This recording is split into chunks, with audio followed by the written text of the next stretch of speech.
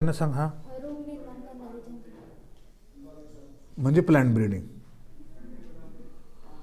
आता तू जर असं म्हणलेस तर तुला काय म्हणावं लागतं, उद्या एक काय कर, नायलॉनची दोरी बारीक घेऊन ये आणि माझ्या गळ्याला फाशी द्या आणि तिथंच लटकव. कारण मी ते आता असं तर तू जर म्हटलेस तर कसं व्हावं की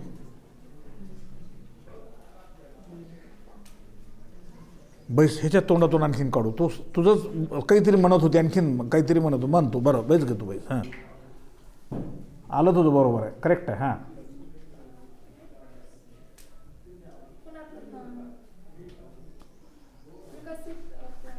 बरोबर आहे, बरोबर आहे, करेक्ट आहे, करेक्ट आहे. बैस एका शब्दात सुद्धा सांगितले. हां तू सांगतो का? हां सांग की.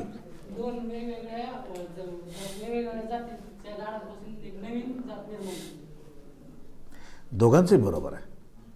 आता त्यानं त्याच्या जे लक्षात बसले त्याच्या तर तेच अर्थ सांगितली. त्याने जे सांगितलं त्याच्या पद्धतीने कोणीही कोणत्या पद्धतीने सांगा, अर्थ मात्र एकच यायला पाहिजे. Meaning should be only fun. म्हणजे प्लांट ब्रीडिंग म्हणजे मी तुम्हाला सांगितलं नाही तर आंब्याचं उदाहरण दिलं ना, ब्रीड केलं ना आपण, ह्याच्यात तेच मिक्स केलं, त्याच्यात ते मिक्स केलं आपण, नंतर सुधारित वनस्पतीची जात तयार केली आपण.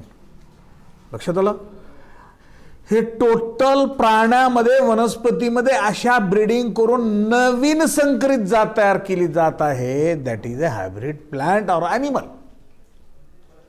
प्राण्यामध्येही सुद्धा खूप आहे, वनस्पतीमध्ये सुद्धा खूप आहे. लक्षात आलं काय म्हणतो? एवढ्या जाती विकसित केलेल्या आहेत. आता जे काही नवीन आपण मार्केटमध्ये बघतो कितीतरी प्रकारची वनस्पती आहेत.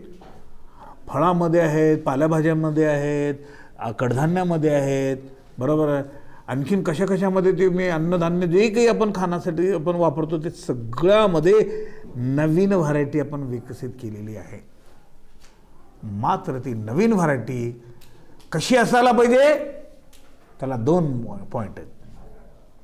आपल्याला कशी पाहिजे व्हरायटी ते सांगा बरं, कशी लागते? कोण सांग? जनरल आहे, हे जनरल आहे, डोकं लाडवा फक्त. काय लागते? शेतामध्ये शेतकरी कधी ते पेरते, ते कधी पेरते त्यांना ते. सफरचंदचं झाड इकडं आपण पेरत नाही, लावत नाही आपण, वाढते बरं का, माझं फळच लागत नाही. लो कितना भी लो, क्या भी, हम कुछ भी नहीं आ सकता. क्या वजह हो सकती है? कशासाठी करतो आपण? सिर्फ जहन से निकालो जवाब, कोई ऐसा नहीं कि ये मिलेगा, बल्कि हाँ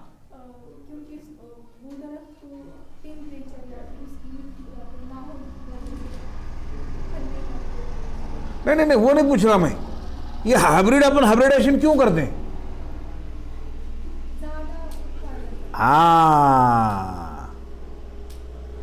कम जगह में कम खर्च में उसकी पैदावार ज़्यादा करके उसका अनाज पैदा करना है, बराबर है. और उसके साथ साथ कौन सा है, और उसकी क्वालिटी भी भारी होनी चाहिए. संख्यात्मक दर्जा आणि गुणात्मक दर्जा वाढायला पाहिजे. लक्षात आलं का म्हणतो? आता ह्या टेक्निकमध्ये सगळं तेच दिलेलं आहे. बाकी कसे पाहिजे, त्याला रोग होणे लागतात, त्याची जात चांगली निवड करायची, त्याला त्या ठिकाणी ते पोषक असायला पाहिजे, वातावरण पाहिजे, ते कोणत्याही ऊन जास्त पडलं तर खराब होणे, पाणी जास्त पडलं तर खराब होणे, सर्दी जास्त झाली तर खराब होणे, आणखीन काय कुठानं काय कशानं होतं ते खराब होणे, कीटकं खाऊन टाकले तर खराब होणे, पेस्ट खाल्लं तर खराब होणे. जशाला तसं ते पीक म्हणा, अन्नधान्य म्हणा, ते फळं म्हणा, मजबूत अशा पद्धतीने राहिल्या तर आपण ती व्हरायटी आपण विकसित करतो. मार्केटमध्ये नवीन संकरित जे जाती आलेल्या आहेत त्याला हायब्रिड व्हरायटी याच पद्धतीने केली जाते. याच पद्धतीमध्ये आता पद्धत वेगवेगळी असेल. आता ह्याचे परागण त्याच्यावर त्याचे परागण ही मेथड असेल, किंवा एका झाडाची ते झाडामध्ये दुसऱ्या झाडाची कलम लावून ते असेल, बरोबर आहे. किंवा त्याच्यामध्ये जर्म प्लाझ्मा वगैरे असेल तर जेनेटिकली ते असेल, किंवा टिश्यूमध्ये ट्रान्सफर करून त्या ठिकाणी असं कल्टिवेट केलं जाईल. खूप पद्धती आहे त्याच्यात. मात्र काय, meaning should be only one. संख्यात्मक दर्जा आणि गुणात्मक दर्जा ते वाढायला पाहिजे. लक्षात आलं? आता त्याच्यामध्ये या ठिकाणी बघा मी काय या ठिकाणी सांगतो ते वाचतो मी या ठिकाणी. Plant breeding for developing a resistance to insect pest. आता पेस्ट म्हणजे टूथपेस्ट नाही बरं का, हे लक्षात घ्या तुम्हाला. पेस्ट या शब्दाचा अर्थ असा सजीव तो मानवाच्या प्रॉपर्टीला लॉस करतो, नुकसान पोहोचवतो, दॅट इज अ पेस्ट. लक्षात आलं काय म्हणतो. पेस्ट या शब्दाचा अर्थ काय, असा सजीव की तो मानवाच्या प्रॉपर्टीला, आता पिकं वगैरे आपली प्रॉपर्टी आहेत, तो नुकसान पोहोचणारा सजीव म्हणजे तो पेस्ट आला. कळलं आता. आता त्यांना इथं काय म्हणते, इन्सेक्ट पेस्ट म्हणते. इन्सेक्ट पेस्ट म्हणजे कोणतं आलं, कीटक आले. कीटकांची संख्या जर शेतामध्ये जर झालं तर शेत खाऊन पार करून टाकतात ते. तुरीवर जर आळ्या जर पडल्या, लक्षात आलं काय म्हणतो, ते तुरीचं त्या ठिकाणी पूर्ण सत्यानाश करून टाकतात. कळालं त्या ठिकाणी ते. आणि शेतकऱ्यांना तेवढं फवाराला वगैरे त्याचे पैसे तेवढे नसतात त्याचे ते. आणि फवारनंतर त्यानं म्हणतं त्याला चिंता असते, त्याच्या चिंता लागलेली. बाबा नको बाबा, टाकलेले पैसे निघतात की नाही, जाऊ द्या म्हणते. त्यानं तसं पडीक ठेवून टाकते. का, इलाज नाही त्याला, खात्री नाही ना. टाकलेला पैसा, पेरलेला सुद्धा पैसा येऊ शकत नाही हे शेतकरी, त्यामुळे परेशान राहतो. कारण त्याच्या खिशामध्ये पैसे राहत नाही, उसने पासने करून आणलेले असतात त्या ठिकाणी, त्याच्यामुळे हा प्रॉब्लेम निर्माण होतो. खात्रीचं काहीच नाही आहे. मी याच्या अगोदर सांगितलं, शेतकऱ्याचा माल घरात येईपर्यंत, त्या आडतवर जाईपर्यंत खात्री नसते. विकायला घेऊन गेले, कुठंतरी पाणी पडलं आणि ते पूर्ण पीक म्हणजे ते अन्नधान्य त्याचं खराब होऊन गेलं. काय सांगता येतं ते. लक्षात आलं काय म्हणतो. कापूस टाकले जिनिंगमध्ये, सरकारनं पैसा दिला नाही. देऊ नंतर देऊ, कशाचं काय, सरकार काही व्याज देत नाही, काय नाही. सरकारकडे व्याज नसते बरं का, उधारी असेल तर. हां, माहीत असावं तुम्हाला. तुमचं किती बी जर येणं असलं तर तेवढंच पैसा देत, व्याज देत नाही. हां, तुम्ही जर ठेवलेलं जर तुमच्या घरचा जर पैसा, त्याच्यावर व्याज देते ते. कळालं ते तुम्हाला. असो, आता तो विषय या ठिकाणी वेगळा. तर म्हणून या ठिकाणी तुम्हाला कल्पना दिली की या ठिकाणी plant breeding for developing a resistance to insect pest. Insect पेस्टला रेजिस्टन्स म्हणजे इन्सेक्ट पेस्टला सुद्धा ते प्लॅन जमून म्हणजे काही जमू देत नाही म्हणल्यासारखं. ते इन्सेक्ट सुद्धा खाऊ शकत नाही त्याला, एवढं त्या ठिकाणी ते तशा प्रकारची व्हरायटी विकसित केली जाते प्लॅन ब्रीडिंगच्या माध्यमातून. त्या प्लांटला किंवा त्या ॲनिमलला ट्रान्सजेनिक ॲनिमल असेल तर, प्लांट असेल तर ट्रान्सजेनिक प्लांट म्हणतात. आता ह्याच्यामध्ये इथं शब्द येते की नाही मला माहीत नाही. लक्षात आलं का म्हणतो. आणि तशी व्हरायटी, ती व्हरायटी कशी आहे, कमी जागेमध्ये, कमी वेळेमध्ये, कमी खर्चामध्ये जास्त उत्पन्न देणे, रोग होऊ नयेत, त्याला कीटकं खाऊ नयेत. बरोबर आहे. ऊन जास्त पडला तरी त्याचा अर्थ ते करपून जाऊ नये. बरोबर आहे. थंडी जास्त पडली तरी त्याच्यावर काही परिणाम होऊ नये, पाऊस जास्त पडला तरी होऊ नये. अशा व्हरायटी जे विकसित केले जातात तर त्याला प्लांट ब्रीडिंगच्या माध्यमातून त्याला ट्रान्सजेनिक प्लांट्स असं म्हणतात. ॲनिमल असेल तर ट्रान्सजेनिक ॲनिमल्स असं म्हणतात. जेनेटिकली इम्प्रूव्ड प्लांट, अनुवंशिकदृष्ट्या विकसित केलेली जात, वान त्याला आपण म्हणतो असा त्याचा अर्थ. चला पुढे बघा. इन्सेक्ट बिंग हर्बिओरस, कीटक हे कशाला खातात त्या ठिकाणी, पिकांना वगैरे खातात. हर्बिओरस म्हणजे हर्ब न खाणारे, पिकांना वगैरे. Incur heavy loss in the quality and in the quantity and quality of the crop. त्याच्यामुळं शेतकऱ्याचं काय होतं, प्रचंड नुकसान होतं, हेवी लॉस होऊन जातं. त्याला संख्यात्मक दर्जाही मिळत नाही, गुणात्मकही मिळत नाही, काही नाही, सगळं लॉस होऊन गेलं, बसलं ते. Resistance in crop can be developed by following veg. त्या क्रॉपमध्ये अशा पद्धतीने जर रेजिस्टन्स जर तुम्ही वाढवली तर तुम्हाला मी सांगतो की ते काय होतं त्या ठिकाणी, ते खालील जे उपाययोजना जर केला तर तुम्हाला उपयोग. आजचा शेतकरी तुम्हाला मी सांगतो खूप परेशान आहे. मात्र शेतकरी जर आधुनिक पद्धतीनं जर शेती जर केला तर तुम्हाला त्यासाठी सांगायचं आहे, नोकरीसुद्धा करायची गरज नाही. नोकरीसुद्धा करायची गरज नाही. नोकरी देणारे तुम्ही बनताल. लक्षात आलं काय म्हणतो. कारण त्या पद्धतीने तुम्ही जर शेती केली तर, पाण्याची उपलब्धता मिळवली, बरोबर आहे. सगळं सोंग करता येते, पैशाचं सोंग करता येत नाही, त्याला पैसा लागतो. पण योगायोग जर आपल्याला जर सहज मिळालं त्या ठिकाणी, त्याचं मूल्यमापन जर त्याला किंवा त्याचं युटिलायझेशन जर करता आलं तर आपल्याला खूप बेनिफिशियल आहे असा त्याचा अर्थ. बघा या ठिकाणी काय म्हणतो, या ठिकाणी मी खालील वेजनं त्याचे वाढवता येत आहे, त्याच्यामध्ये नंबर दिले त्या ठिकाणी बघा. Development of morphological character like हेरी लीव्स इन कॉटन. कॉटनमध्ये हेरी लीव्स, पानं कसे आला सर म्हणजे केस असल्यासारखे यायची त्याची, बरोबर आहे. मॉर्फॉलॉजी म्हणजे बाह्य स्वरूपामध्ये असणारं ते भाग, ते काय प्रॉब्लेम त्या ठिकाणी म्हणजे काय बेनिफिशियल आहे बघा, बरोबर आहे. In cotton and wheat develop vector resistance from jassid and cereal leaf beetle respectively. Beetle म्हणजे ते किडे, कोणाला खाणारे त्या ठिकाणी, बरोबर. कोणाला ते छिद्र पाडणारे त्या ठिकाणी, ते पिकावर त्या ठिकाणी पानं पिणं खाऊन ते पूर्ण हे करणारे, त्याच्यापासून वाचण्यासाठी रेजिस्टन्स तयार करणारे, ती व्हरायटी अशी रेजिस्टन्स असावी, ते कीटकाने सुद्धा त्याला खाल्ले जाते, काहीच होऊ नये अशा प्रकारचं त्यांच्यामध्ये हार्डनेसपणा म्हणा किंवा बेनिफिशियली म्हणा ते त्या ठिकाणी असं विकसित करायला पाहिजे असा त्याचा अर्थ आहे. आता त्याच्यामध्ये याच्यामध्ये दिले त्या ठिकाणी बघा, इथं काही नावं दिले त्या ठिकाणी त्यांनी, बरोबर आहे. काय झाले दिले, जॅसिड्स म्हणजे एक इन्सेक्ट पेस्ट आहे. इन्सेक्ट पेस्ट म्हणजे तुम्हाला लक्षात आलं, ती पेस्ट म्हणजे पिकांना नुकसान करणारं, आणि इन्सेक्ट म्हणजे कीटकाच्या रूपात असणारा पेस्ट. समजलं तुम्हाला, लक्षात आलं काय म्हणतो. त्याच्यामध्ये त्याने नाव त्याने ते दिलेलं आहे जॅसिड. आणि नंतर आणखीन काय म्हणतात, सिरियल लीफ बिटल. सिरियल म्हणजे अन्नधान्य जे आहेत ना त्याला खाणारे बिटल्स. बिटल म्हणजे किडे, टणक असणारे, त्याची कवच जे असतं ना टणक असते त्या ठिकाणी, त्याला बिटल्स असं आपण म्हणतो. Solid stem in wheat lead to resistance to stem borers. बघा स्टेम बोर म्हणजे काय, अशी जर रेजिस्टन्स असेल तर काही किडे आळ्या जे असतात ना त्या व्हीट म्हणजे आपलं हे हो गव्हाची जे कांडे असतात ना त्याला छिद्र पाळून त्याला मध्येच पोखरून पोंग करून टाकतात, खाऊन ते. मग ते जर टणक जर असले तर ते खाऊ शकणार नाही, अशी व्हरायटी विकसित करायची असा त्याचा. स्टेम बोरर्स, बोरमध्ये त्या स्टेमला, त्या पिकाच्या खोडाला, बरोबर, छिद्र पाडणारी अळी असा त्याचा अर्थ. त्याच्यानंतर पुढे बघा, biochemical characters provide the resistance to insect and pest. Biochemical जैविक अशा प्रकारचं केमिकल आहे, बरोबर आहे. केमिकल काय प्रोव्हाइड द रेजिस्टन्स टू, त्या रेजिस्टन्स त्या ठिकाणी काय रेजिस्टन्स पॉवर तयार करू शकेल, कोणाला, इन्सेक्ट आणि पेस्टच्या विरोधामध्ये.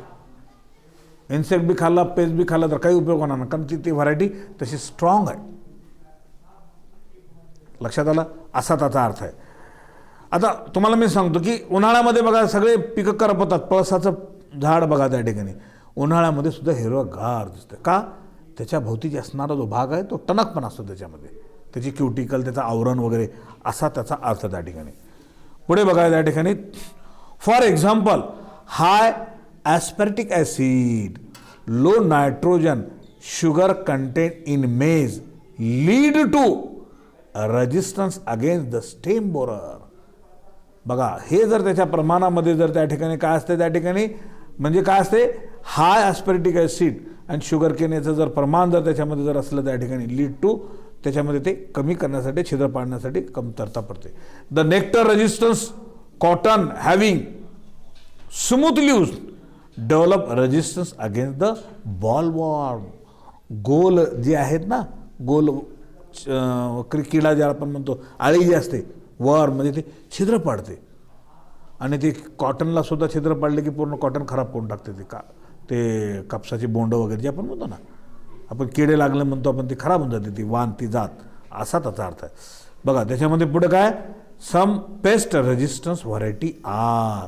आता त्याच्यापैकी रेजिस्टन्स व्हरायटी काय आहेत, ब्रासिकामध्ये व्हरायटी पॉसा गोरो ही व्हरायटीचं नाव आहे, आणि हे त्याला म्हणजे इन्सेक्ट पेस्ट, त्याच्या इन्सेक्ट पेस्ट कोणता त्या ठिकाणी त्याला ॲफिडला, म्हणजे त्याला काही बळी पडू देत नाहीत. त्याच्यानंतर फ्लॅट बीन, बीन म्हणजे शेंगा येणारे चपटे, बरोबर आहे. त्याच्यामध्ये पॉसा सेम 2, पॉसा सेम 3, त्याच्यामध्ये ते इन्सेक्ट पेस्ट जे आहे जासिड, ॲफिड्स अँड फ्रूट बोरर्स, ह्या आळ्यांच्या जाती आहेत. काही फळांना सुद्धा छिद्र पाडणारे, बरोबर आहे, असा त्याचा अर्थ आहे. त्याच्यानंतर ओकरा, ओकरा म्हणजे भेंडी, भेंडीला जर बघितलं तर त्याला छिद्र पाडत असते. पॉसा स्वामनी अँड पॉसा A4 ही त्याची व्हरायटी आहे, बरोबर आहे. शूट अँड फ्रूट बोरर्स, काय म्हणते, शूट म्हणजे त्याचा तो झाडाचा जो भाग आहे ना त्याला म्हणतात शूट, पूर्ण भाग शूट म्हणतात. आणि फ्रूट बोरर, फ्रूट म्हणजे त्या भेंडीला त्या ठिकाणी छिद्र पाडून आळी घालून त्याला पूर्ण खराब करणारे, बरोबर. ती आळी एक आपल्याला दिसते, एकानं काही होत नाही असं म्हणतो, पण त्याची एवढे पिल्लं एवढे बारीक बारीक होऊन एवढ्या आळ्या होतात की प्रत्येक भेंडीला खराब करून टाकतो, भेंडीला म्हणण्यापेक्षा कोणत्याही पिकाला. त्याच्यानंतर आता बघा टिश्यू कल्चर. आता टिश्यू कल्चर ही एक टेक्निक खूप जबरदस्त टेक्निक आहे. आता टिश्यू कल्चरचा अर्थ या ठिकाणी बघा, तुम्हाला कल्पना देतो. या ठिकाणी टिश्यू म्हणजे पेशी, कल्चर म्हणजे ते वाढवणे. आता हे नवीन शास्त्र निघालेले. अगोदर काय करायचं होतं आपण, अशी प्लांट ब्रीडिंग ही ती करायची, त्याला वेळ लागायचा, खर्च लागायचा, त्याच्यामध्ये पैसा वेस्ट होता, जागा लागायची, ही लागे. टिश्यू कल्चर म्हणजे पेशी उगवणे, कळालं. आणि पेशी उगवून त्याच्यापासून वेगवेगळ्या व्हरायटी विकसित करणे. तुम्हाला मी सांगतो, डोळ्याला न दिसणारी एक पेशी, एवढी ताकद आहे त्याच्यामध्ये, एवढी ताकद आहे. या विश्व पूर्ण तुम्ही 12वीमध्ये, तुम्ही 11वीमध्ये कुठेतरी शिकला असेल माझ्याकडून, बायोलॉजीमधूनच. अगोदर पृथ्वी कशी होती, निर्जीव सजीव सृष्टीच नव्हती, ओसाड होती. कशी होती, ओसाड होती, एकही सजीव नव्हता. मात्र या पृथ्वी तलावर एक पेशी प्राणी तयार झाले, त्या एक पेशीपासून एवढे बहुपेशी तयार झाले. तुम्हाला पटल ना पटल असू द्या, पण आणखीन पटवून देतो. आपली निर्मिती कशी झाली, एक सिंगल सेल, आईकडून येणारा एक सेल, वडिलाकडून येणारा सेल, दो कॉम्बाईन झाले, त्या ठिकाणी आपली निर्मिती म्हणजे सर्व माणसाची, प्राण्यांची, सगळ्यांची निर्मिती झाली. काय ताकद आहे त्या एका पेशीमध्ये, त्याला म्हणतात टुटी पोटेन्शियल. पुढे येणार आहे ते टुटी पोटेन्शियल म्हणजे त्याची ताकद. न दिसणारी एक पेशी आणि त्याच्यापासून एवढं मोठं त्या ठिकाणी ह्यूज प्राणी तयार होतो. लक्षात आलं काय म्हणतो, एका पेशीमध्ये ती ताकद आहे. म्हणून पेशीला खूप महत्व आहे. टिश्यू कल्चरच्या माध्यमातून अशा पद्धतीचे प्राणी, वनस्पती आणि सजीव सृष्टी विकसित केली जाते. तर तुम्हाला तर मी तुम्हाला अगोदर सांगितलेलं मी, क्लोन हे शब्द ऐकलं तुम्ही. क्लोन आपल्याच बॉडीच्या फक्त एका सेल पासून आपल्यासारखीच उभी प्रतिकृती तयार करता येते, बनवता येते. लक्षात आलं का म्हणतो, असं झालेलं आहे, बरोबर आहे. मेंढीच्या पेशीपासून एक मेंढी तयार केली गेली, फक्त बॉडीचं सेल, जेनेटिकल सेल नाही, बॉडी सेल तयार करून मेंढी तयार केली गेली. त्याचं नाव, पहिलं मेंढी तयार केली त्याचं नाव होतं डॉली.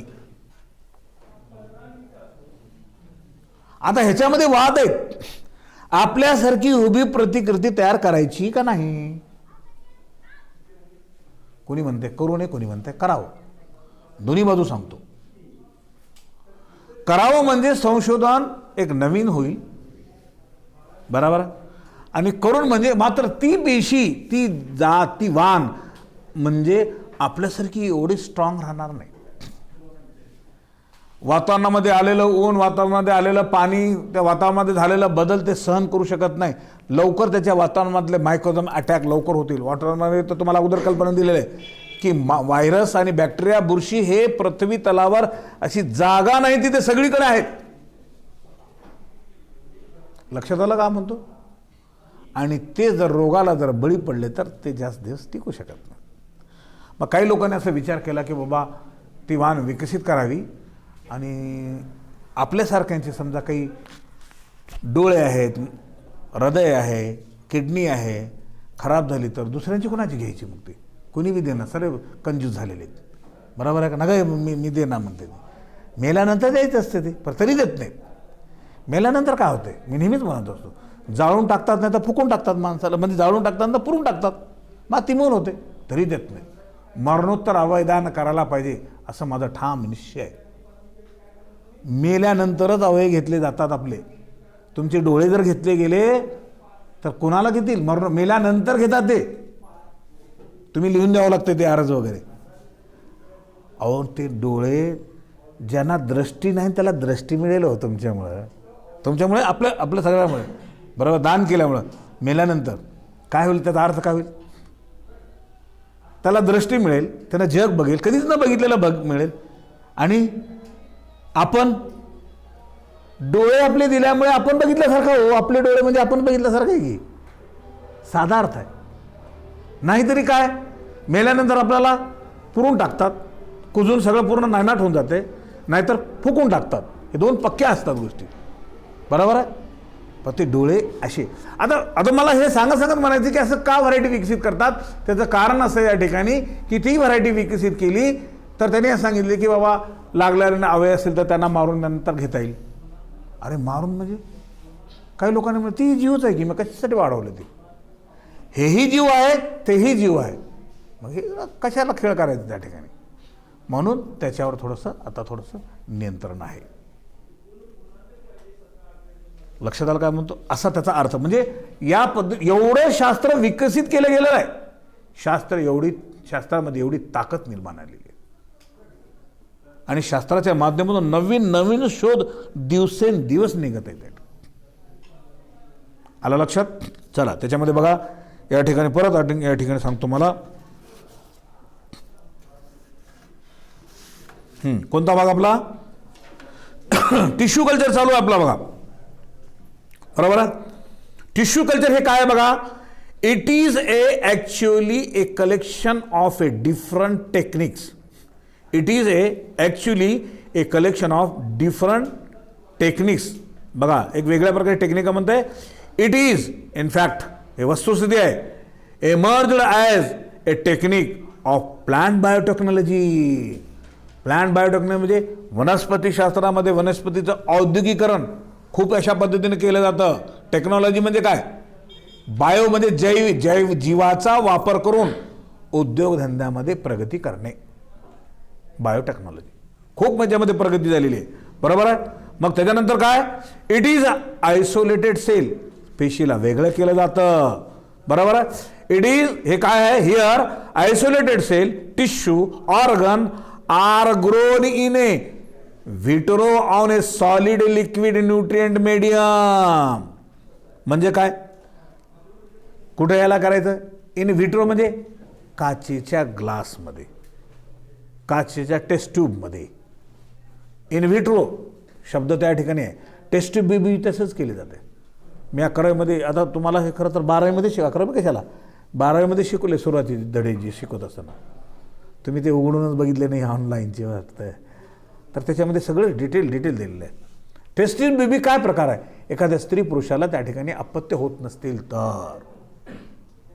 तर त्या ठिकाणी मेल आणि फिमेलचा गॅमेट घेऊन त्याला टेस्ट ट्यूबमध्ये फर्टिलायझेशन करून, स्वतंत्र त्याला फर्टिलायझेशन करून, आणि त्या टेस्ट ट्यूबमध्ये त्या मेल आणि फिमेल गॅमेटपासून निघणारं जे तयार झालेलं झायगोट आहे, त्या झायगोटला जे वाढीसाठी जे अन्न पाणी जे लागतं ते त्याच्यामध्ये ते टेस्ट ट्यूबमध्ये सोय केली जाते. नंतर त्या महिलेच्या पोटामध्ये, गर्भाशयामध्ये ते गर्भधारणा करण्यासाठी नंतर टाकून दिला जातो. हे डॉक्टरची प्रक्रिया. डॉक्टर काय केलं, कसं केलं तुम्हाला ते सांगत बी नाही, काही बोलत बी नाही. तुम्ही म्हणलं कुठलं घेतलं आहे, काय घेतलं आहे, काय का असं ना, तुम्हाला अपत्य पाहिजे ना. एखाद्या स्त्रीमध्ये दोष असतो, तो पुरुषामध्ये असतो दोष. मग काय करायचं त्यांना? बरोबर, लग्न तर झालेलं आहे, म्हणून तर टाकत नाहीत. बरोबर आहे? काही लोक लग्न करतात, एक लग्न, दुसरं लग्न, तिसरं लग्न करतात, काही बी होत नाही, अपत्य होत नाही. काही प्रॉब्लेम असेल तर काय सांगतात ते? आता तो विषय वेगळा आहे त्या ठिकाणी. म्हणजे अशा पद्धतीने इन व्हिट्रो अशा शब्द उच्चारला गेलेला आहे. कोणता शब्द या ठिकाणी उच्चारला गेलेला आहे? व्हिट्रो. ओके. आणि सॉलिड मीडियम, मीडियममध्ये न्यूट्रियन्स मीडियममध्ये त्याच्या वाढीसाठी जे लागणारं जे अन्नपाणी आहे ते दिलं जातं. प्रत्येकाचं अन्नपाणी वेगवेगळं आहे. प्लॅन्टचं अन्नपाणी वेगळं आहे, बरोबर आहे. पाणी तर सगळ्यांना लागतं, अन्न त्यांचं वेगळं आहे. जमिनीतून पाणी आणि क्षार वनस्पती शोषून घेतात. आणि तुमचं अन्न जमिनीतून घ्या शोषून म्हणजे तुम्ही घेता का? नाही, नाही. वनस्पतीपासून मिळालेलं अन्न ते घेतात तुम्ही ते, बरोबर. असा त्याचा अर्थ त्या ठिकाणी. म्हणून काय म्हटलेलं आहे? न्यूट्रियन्स म्हणजे under aseptic and controlled condition of light, humidity and temperature for achieving the different objectives. म्हणजे काय म्हणतात आपल्याला? असेप्टिक कंडिशन म्हणजे काय? Free from microorganism. तिथं काही दुसरे मायक्रोऑर्गॅनिझम नाही, पूर्ण निर्जंतुकीकरण करावं लागतं. लक्षात आलं काय म्हणतो? निर्जंतुकी करून त्या ठिकाणी करावं लागतंय. मग त्या ठिकाणी त्याला लाईट लागेल, ह्युमिडिटी, टेम्परेचर. मग त्या ठिकाणी काय उद्देश आपला? ते उद्देश आपल्याला होऊ शकतो, साध्य होऊ शकतो. The parts of plant use in tissue culture is called explant. Explant म्हणजे काय? प्लांटचा भाग जे आपण टिश्यू कल्चर म्हणून वापर करणार आहोत. त्याची पेशी मुळाची असेल, पानाची असेल, खोडाची असेल, त्या न्यूट्रिएंट्स मीडियममध्ये इथं आकृतीमध्ये दिलेलं आहे तिथं त्या ठिकाणी, बरोबर. त्याला आपण या ठिकाणी काय म्हणतो? एक्सप्लांट असं म्हणतो, राईट. बघा त्याच्यानंतर plant tissue culture is based on the principles of totipotency. काय म्हणतोय? आत्ता सांगितलं मी टोटिपोटेन्सी, बरोबर आहे. टोटिपोटेन्सी, पोटेन्शियल म्हणजे त्या टुटी म्हणजे त्या ठिकाणी त्याच्यामध्ये पेशी आणि पेशीमध्ये असणारी त्याची ताकद, पोटेन्शियल त्याची, बरोबर. त्याची ताकद किती जबरदस्त आहे त्या प्लांटमध्ये असणारी, असा त्याचा अर्थ आहे, बरोबर आहे. Which is the inherent ability living plant cell to grow. मग पेशी त्यावेळेस वाढायला लागते, डिवाइड्स विभाजन होतो, रिडिवाइड पुन्हा विभाजन होतो, and give rise to a whole plant, बरोबर आहे. हर्बर्ट लँड इन 1902 1902 मध्ये या शास्त्रज्ञाने असं आपल्याला इथं काय केलेलं आहे? दाखवून दिलेलं आहे. त्यांना शोध करून या ठिकाणी आता आपल्याला आता कळलं आहे. कधी कळलं आहे? आत्ता, बरोबर आहे. हे शोध कधी द्यायला लागलेलं आहे? 1902 मध्ये लागलेलं आहे. चला पुढे बघा या ठिकाणी. For the first time conceived this idea and developed the concept of in vitro cell culture, plant morphogenesis. मग ह्याच्यामध्ये काय होतो? प्लांटची मॉर्फोजेनिस म्हणजे काय? त्याचे प्लांटचे जे सर्व भाग आहे का पेशीपासून त्याचे मॉर्फोजेनिस होणे म्हणजे काय? त्याचे मॉर्फॉलॉजिकल पार्ट तयार होणे. मॉर्फॉलॉजी म्हणजे कोणते? मूळ, खोड, पान, फूल, फळ जे काही असेल ते सगळं त्या ठिकाणी वाढावं लागतं, बरोबर आहे. इथं आकृतीमध्ये बघा या ठिकाणी पेज नंबर 250 वर टिश्यू कल्चर काय केलेलं आहे? इथं कुंड्यामध्ये एक प्लांट आहे, बरोबर आहे. मदर प्लांट आहे. मदर प्लांट म्हणजे मूळ प्लांट. त्या प्लांटची टिश्यू घेतलेले ते टेस्ट ट्यूबमध्ये, बरोबर आहे. आणि मध्ये त्या ठिकाणी काय केलेलं? असं आडवं करून टिश्यू केलेलं आहे. त्याला एक्सप्लांट असं म्हणतंय. एक्सप्लांट म्हणजे प्लांटचा भाग असलेला, बरोबर आहे. आणि त्याच्यामध्ये न्यूट्रिएंट्स मीडियम त्याच्यामध्ये टाकलेलं आहे आणि वर कॉटनचा असं प्लग केलेलं आहे त्या ठिकाणी. आणि ह्याला काय केलेलं आहे? ह्या टेस्ट ट्यूबला कशामध्ये ठेवलेलं आहे? स्टरलायझेशनमध्ये ठेवलं आहे. स्टरलायझेशन म्हणजे जंतू कोणतेच त्याच्यामध्ये येऊ नये, फ्री फ्रॉम मायक्रो ऑर्गॅनिझम, बरोबर आहे. आणि नंतर काय झालेलं आहे? ह्या छोट्याशा सेलपासून वाढलंय बघा कॅलस. म्हणजे कॅलस म्हणजे काय? अनडिफरन्शिएटेड मास ऑफ सेल.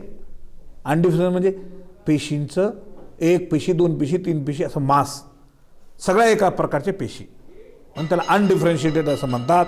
असा त्याचा अर्थ त्या ठिकाणी. आणि नंतर बघा त्यामध्ये त्याच्यापासून हळूहळू काय झालेलं आहे? इकडे बाजूला बघा तिथे प्लांट थोडे थोडे तयार होऊ का?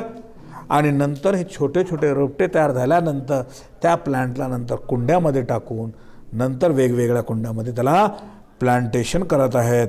Hardening, multiply the plants. लक्षात आलं काय म्हणतो? आता ही टेक्निक का वापरली जाते? त्याचं कारण असं आहे कमी खर्चामध्ये, कमी वेळेमध्ये, कमी जागेमध्ये ही प्लॅन्ट आणि महत्त्वाचे जे प्लॅन्ट्स आहेत त्यांना अशा पद्धतीने कल्टिवेट केलं. आता महत्त्वाचे म्हणजे काय, विकून आपल्याला पैसे जास्त मिळतील त्याचे. लक्षात आलं, असा त्याचा अर्थ त्या ठिकाणी. बघा पुढे या ठिकाणी काय म्हणतो मी, the plant tissue culture medium contain all the essential minerals. आता हे न्यूट्रिएंट्स मीडियम जे आहेत ना, बरं न्यूट्रिएंट्स मीडियम म्हणजे काय, न्यूट्रिएंट मीडियम म्हणजे काय, ती सेल वाढवण्यासाठी लागणारा द्रावण.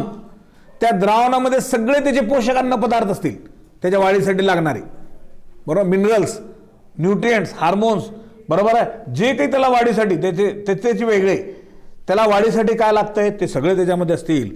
सोर्स ऑफ कार्बोहायड्रेट सुद्धा, protein and fats, water, growth hormone, vitamins and agar, कंसामध्ये फॉर कॅलस कल्चर हे सुद्धा असतील. The most commonly preferred medium for tissue culture is MS Murashige and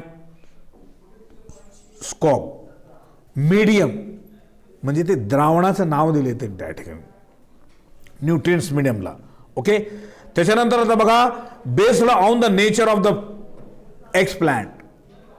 बरोबर, काय म्हणते या ठिकाणी, based on the nature of explant. एक्सप्लांटचा त्या ठिकाणी नेचर स्वरूप कसं असेल. There are 3 types of cells. बरोबर, there are 3 types. For example cell culture, organ culture आणि एम्ब्रिओ कल्चर. आता कल्चर करण्यामध्ये पेशीचं कल्चर केलं जातो आणि एखादा अवयव जर असेल तर त्याचा कल्चर केला जातो, बरोबर आहे, प्लांटचा. आणि नंतर त्या ठिकाणी ते एम्ब्रिओ म्हणजे वाढत असलेले जीव, त्याचं सुद्धा कल्चरेशन केलं जातो, असा त्याचा अर्थ आहे. बरोबर आहे. Based on the types of in vitro growth there are 2 types. For example callus culture. बघा callus culture, callus sodium solid medium, solid म्हणजे घट्ट अशा प्रकारच्या भागामध्ये, आणि suspension culture liquid culture. Suspension म्हणजे द्रावणामध्ये, बरोबर आहे, सॉलिडही असू शकतो आणि द्रवरूपी असू शकतो. Maintenance of the aseptic condition. हे कल्चर करण्यासाठी लागणारे ॲसेप्टिक कंडिशन म्हणजे काय, फ्री फ्रॉम मायक्रो ऑर्गॅनिझम. नाही तर काय होतं माहिती आहे का, तुम्ही जे करलेला एक दुसरंच होऊन जातं, कारण दुसरे मार्ग खूप असतात तिथं. त्याला निर्जंतुकीकरण करावं लागतंय, त्याला गरम करून म्हणा, त्याला त्या ठिकाणी हिटिंग करून म्हणा, किंवा आणखीन कोणत्या वेगवेगळ्या अँटीसेप्टिक केमिकलनं म्हणा, काय का असं ना, त्यामध्ये त्या ठिकाणी निर्जंतुकीकरण करावं लागतं, तर त्या ठिकाणी पूर्णपणे ती जी पाहिजे ती आपल्याला मिळते. नाहीतर नाही केलं तर दुसरंच काहीतरी वाढतं ते. साखर कारखान्यामध्ये उसाच्या मळीपासून त्या ठिकाणी काय केलं जातं, दारू तयार केली, इथिल अल्कोहोल तयार केलं जातं.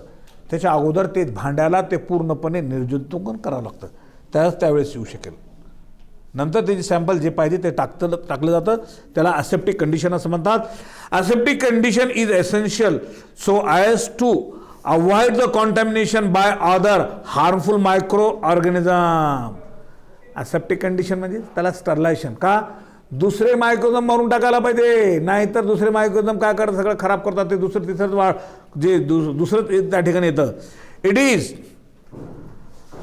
अनकम्प्लिश्ड बाय स्टरलायझेशन.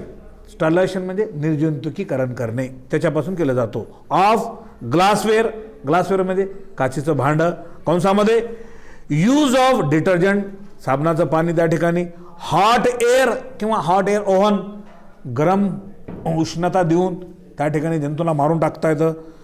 त्याच्यानंतर nutrients medium by autoclave under the constant pressure of 15 IB² inch for continuous 20 minutes. आता ऑटोक्लेवमध्ये याला काय करायला लागतं, स्टरलायझेशन करावं लागते. तुम्हाला ऑटोक्लेवची कल्पना आहे की नाही, की एखादं डॉक्टरनं ऑपरेशन करायचं असेल तर ऑपरेशनसाठी लागणारे जे सर्व साहित्य जे असतात, इन्स्ट्रुमेंट, बरोबर आहे, मग त्याच्यामध्ये वस्त्र असेल त्याचा म्हणा, किंवा कात्री असेल म्हणा, किंवा आणखीन चिमटे फिमटे असतील, तर विशिष्ट तापमानामध्ये त्याला ऑटोक्लेवमध्ये त्याला काय केला जातो, स्टरलायझेशन केलं जातो. पाणी वगैरे टाकून त्याच्यामध्ये उकळत्या पाण्यामध्ये खत खत खत खत खत खत, म्हणजे एखादं असं त्या ठिकाणी कुठेही जर चुकून जर वारा जर असला तर तो मरायलाच पाहिजे, नाहीतर व्हायरस सहजासहजी मरत नाही. कारण त्याच्या भोवती खूप मोठी प्रोटीनची टणक अशी कवच असते, त्याच्यामुळं व्हायरसला मारण्यासाठी आज औषध उपलब्ध नाही. Explain by the treatment of the 20% of ethyl alcohol बघा, आणि 0.1% HgCl2 आता केमिकल आहे. इनॉक्युलेशन म्हणजे त्याला रोग होऊ द्यायचं नाही, अशा प्रकारची ते परिस्थिती निर्माण करणे. इनॉक्युलेशन चेंबर त्याला लॅमिनार एअर फ्लो असं म्हणतात. अशी एअर फ्लो की त्याच्यातून काय पूर्ण मायक्रोजम मेलेले असतील किंवा त्या ठिकाणी जिवंत नसतील असा त्याचा अर्थ आहे. By using ultraviolet rays tube for 1 hour before performing the actually inoculation of explant on the sterilized nutrients medium. ज्या न्यूट्रिएंट्स मीडियममध्ये हे आपण कल्टिवेशन करणार आहोत त्याला अल्ट्रा व्हायलेट रेजनी त्या ठिकाणी त्याला म्हणजे त्या पातेल्याला म्हणा, त्या भांड्याला म्हणा, त्या काचेच्या याच्या भागामध्ये जिथं आपण करलो ते पूर्णपणे निर्जंतुकरण करायला पाहिजे असा त्याचा अर्थ. त्याच्यानंतर अदर कंडिशन्स मेंटेन्ड आर, आणखी दुसऱ्या कंडिशन आपण त्याची काळजी घ्यावी लागते. Temperature 18 degree centigrade to 20 degree centigrade. pH of nutrients medium 5 to 5.8 pH.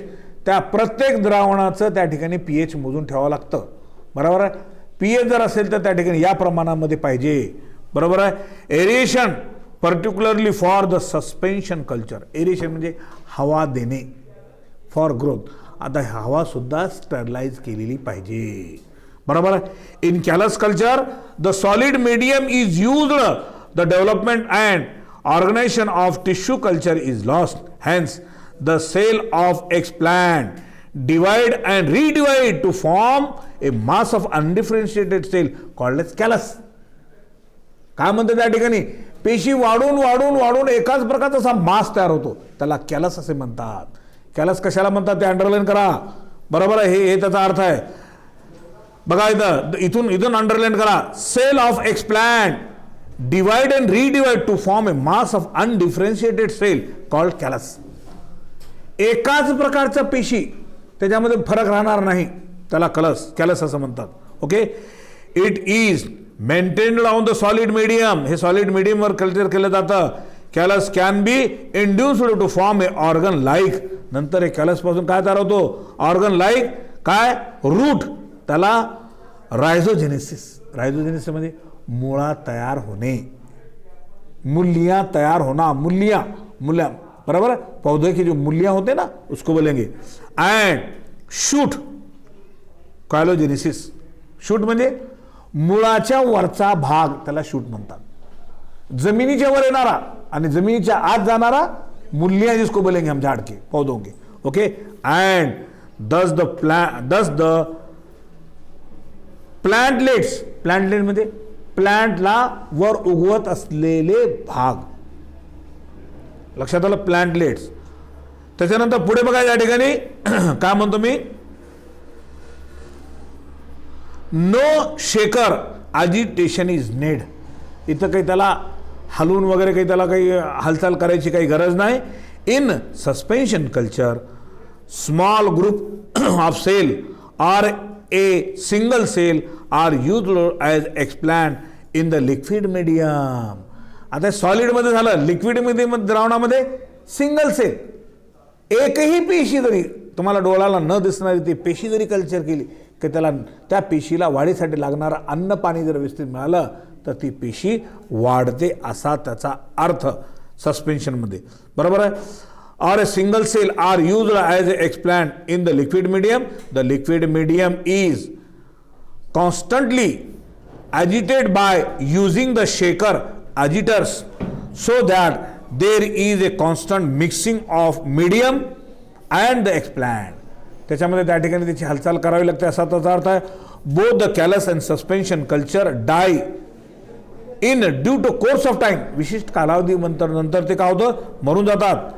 Therefore the subculturing is necessary for the continuation of this technique. Subculturing म्हणजे ते पूर्ण झाले की नंतर आणखी चालूच करावं लागतं त्या ठिकाणी. का की नंतर त्याचा उपयोग आपल्याला घेता येऊ शकेल.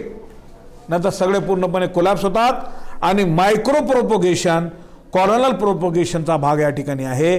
मायक्रो प्रोपोगेशन आणि कॉलोनल प्रोपोगेशन, मायक्रो म्हणजे सूक्ष्म, मायक्रो म्हणजे प्रोपोगेशन म्हणजे वाढवणे, सूक्ष्म काय असते, पेशी असते. एका पेशीपासून कित्येक पेशी तयार होतात असं त्याने सांगितलेलं आहे.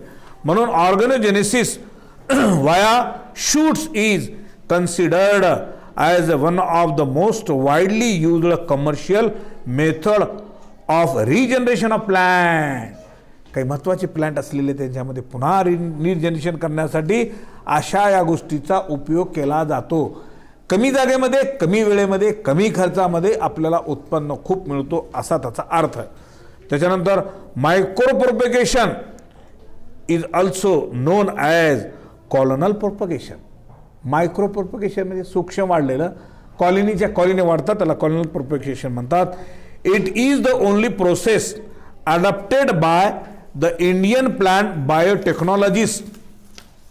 इंडियन बायोटेक्नॉलॉजिस्ट हे ते वापरतात असा त्याचा अर्थ आहे. आणि त्याच्यातून आपल्याला या ठिकाणी बायोटेक्नॉलॉजिस्ट वापरल्यानंतर कुठे डिफरंट इंडस्ट्रीज, वेगवेगळ्या इंडस्ट्रीमध्ये mainly for the commercial production of ornamental plant like, काही शोभेसाठी, काही चांगले दिखाव्यासाठी काही प्लांट्स आहेत. ऑर्चिड आहे, त्याच्यानंतर आणखीन कोणता आहे, कॅरोथेलमम त्या ठिकाणी आहे, एकॅपेटस आहे.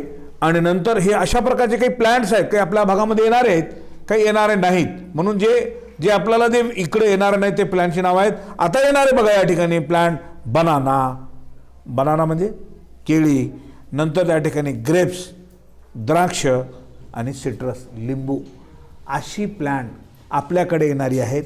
ही या पद्धतीने टिश्यू कल्चरच्या माध्यमातून कमी वेळेमध्ये, कमी जागेमध्ये, कारण आपण द्राक्षाचे बिया नसतात, बघितलं कधी नाही, आणि बनानाची बी बघितलं का, बनानाचं बी नसतं त्या ठिकाणी, पायनॅपलचं सुद्धा नसतो.